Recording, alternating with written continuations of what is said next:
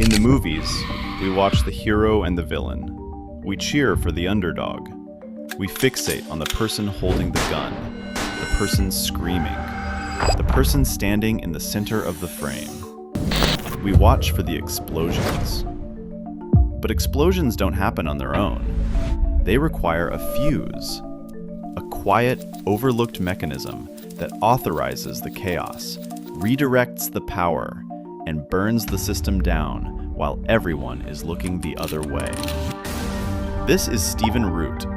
You've seen him mumble over a stapler in Office Space. You've seen him hire a hitman in No Country for Old Men. You've seen him manipulate a killer in Barry. But while Hollywood sells you the explosion, the narrative actually runs on the fuse. Stephen Root isn't just a character actor. He is a specific, recurring function in modern cinema. He is the invisible architecture that allows the hero to exist. And if you look closely at his career, you realize something about great storytelling. The most dangerous person in the room isn't the one holding the gun.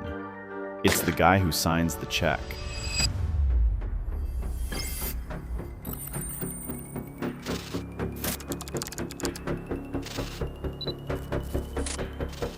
Hollywood is built on a caste system. At the top, you have the leading man, the center of gravity, the person whose face is on the poster, whose emotional journey dictates the runtime. Below them, you have the character actor. Usually the character actor is there for flavor. They are the eccentric neighbor, the shouting police chief, the comic relief. They exist to add texture to the world, to make the leading man look heroic, or more tragic, or funnier. But Stephen Root is not flavor. He adds structure. Throughout his career, Root has perfected a specific narrative function that is difficult to pull off. He plays the invisible hand. He is the bureaucrat who authorizes the raid, the middle manager who ignores the safety warning. In No Country for Old Men, he isn't the killer. He's the corporate hack that makes the killer possible. In Barry, he isn't the assassin. He's the psychological mechanism that allows the assassin to function. He represents delegated power. Cinema loves to show us the act of violence, or the act of heroism. But in the real world, power is rarely exercised by the person holding the sword. Power is exercised by the person sitting quietly in a beige room, watching. Root's genius is that he makes this terrifying banality feel human. He makes the system look like a guy who just wants his stapler back. And to see exactly how dangerous that invisible power can be, we have to go back to 1999, to a basement office, a red swing-line stapler, and a man who was ignored until he burned the whole building down.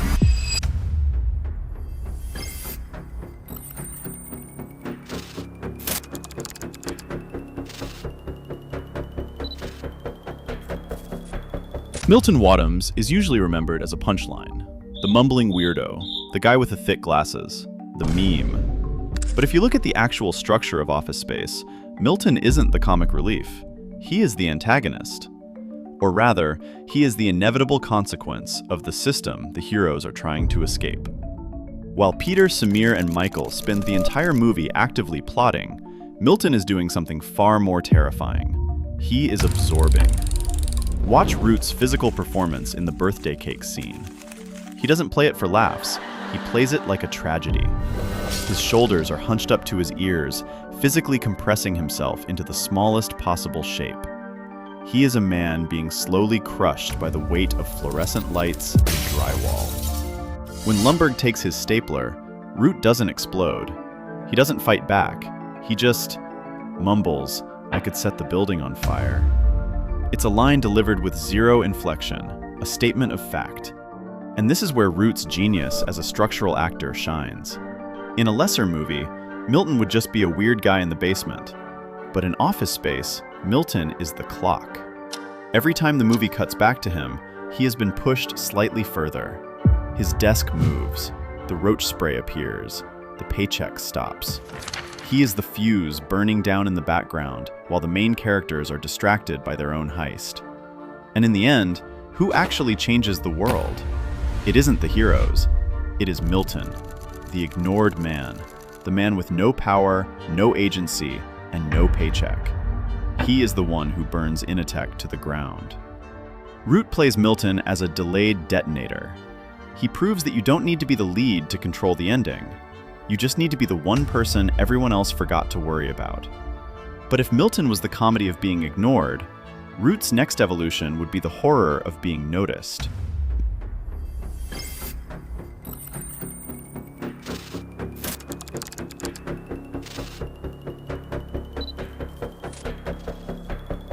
After Office Space, Hollywood tried to box Stephen Root in. They wanted him to be the weirdo, the sweaty guy, the punchline. But the Coen brothers saw something else. They saw a man who could embody the terrifying banality of evil. In No Country for Old Men, Root plays a character with no name. He is credited simply as the man who hires Wells. He sits in a high-rise office, insulated from the blood and sand of Texas. He is clean, calm, and indifferent. He is the corporate face of the cartel. This is the institutional gatekeeper. Watch the scene where he meets Anton Chigurh. Usually, when a character meets the unstoppable force of nature that is Chigurh, they scream, they beg, they panic. Root does none of that. He sits behind his desk. He looks annoyed. He treats Chigurh like a scheduling conflict. Do you see me? Chigurh asks. And in that moment, Root's performance is a masterclass in micro-acting. His eyes shift, just slightly, from annoyance thinking, I have money, I am safe, to profound realization. Money means nothing to this man. He doesn't move. He doesn't flinch. He just understands. In that silence, Root communicates the entire thesis of the film. The old men, the sheriffs, the corporate structures, they are all obsolete in the face of pure violence. He represents the system trying to control the primal force, and failing. This is a recurring theme in his work with the Coens.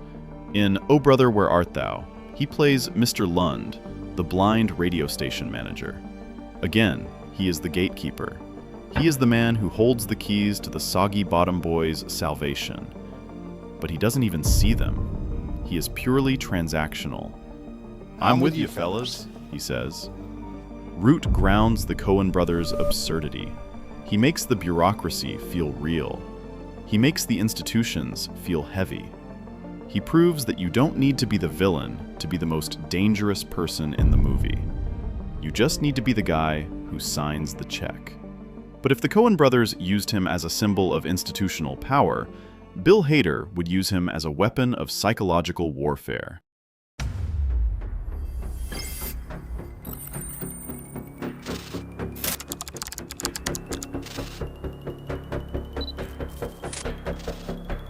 If Milton was the fuse, and the corporate suit in No Country was the gatekeeper, Monroe Fuches is the operator. In Barry, Stephen Root delivers perhaps the greatest performance of his career by playing a man who is, on paper, completely pathetic. Fuches has no physical power. He is a coward. He panics at the sight of blood. He wears bad suits and drinks too much soda. But he controls the deadliest weapon in the show. He is the handler. The relationship between Fuches and Barry isn't just business. It is a weaponized father-son dynamic.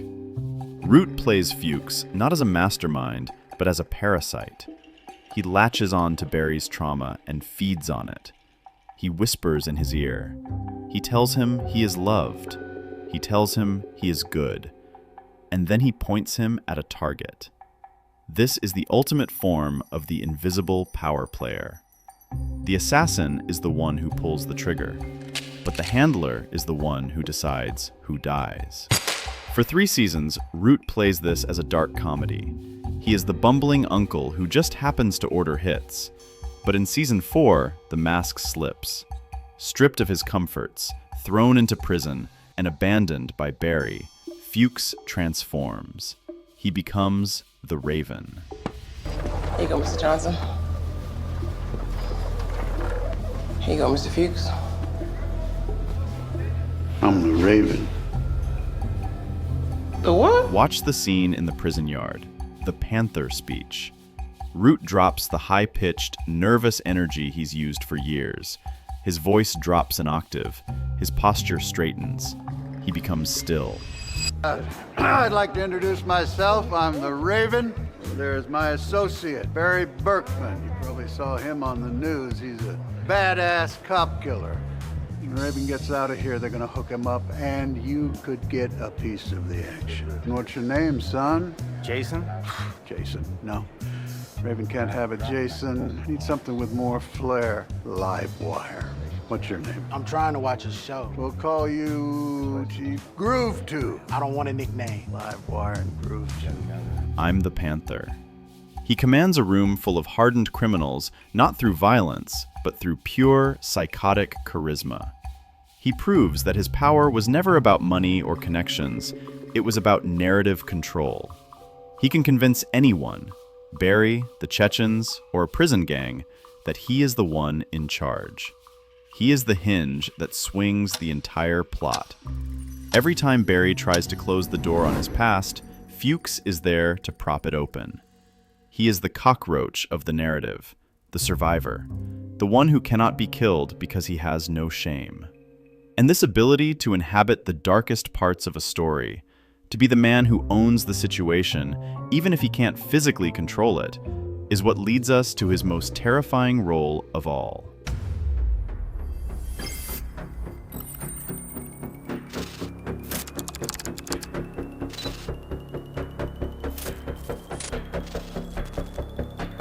In Jordan Peele's Get Out, Stephen Root plays Jim Hudson, a blind art dealer, a man of immense wealth and taste, and perhaps the most terrifying iteration of the invisible power player yet.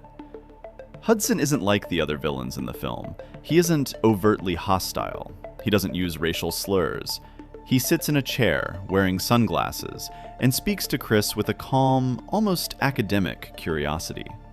He represents the ultimate form of privilege. He doesn't want to destroy the protagonist. He wants to consume him. I want the eyes, man. I want those things you see through. This is the apex of Root's career-long thesis. For decades, he played the man in the background, the man who facilitates the system. But here, he plays a man who literally wants to inhabit the foreground. He wants to take the physical agency of the hero and wear it like a suit. He is the consumer of power. He proves that the most dangerous person isn't the one shouting hate. It's the one who admires you so much, he wants to erase you. And just a few years later, he would take this same energy to Succession, as Ron Petkus, the future Freedom Summit organizer. Here, the stakes aren't a single body. They are the American democracy. Root plays Petkus as a man who treats the selection of the next president of the United States like a wine tasting. He stands in a hallway, holding a glass of champagne, and casually decides which candidate is palatable. He has no official title. He holds no office. But the candidates dance for him. He is the man who owns the narrative. He is the man who decides which story gets told and who gets to tell it. And that brings us back to the beginning.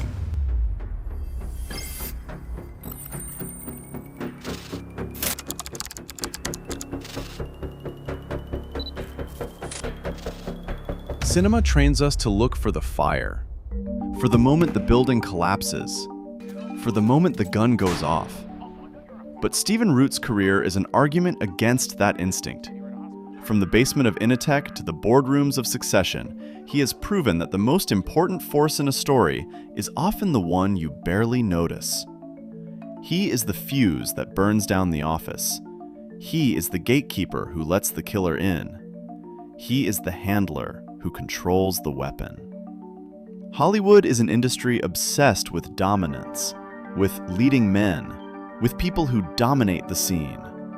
But narratives don't run on dominance. They run on the quiet, terrifying efficiency of a man who knows exactly where the leverage is. So the next time you watch a movie, look past the hero. Look past the villain. Look for the guy in the corner, the guy holding the stapler. The guy signing the check. That is where the real power is. And Stephen Root plays that character brilliantly.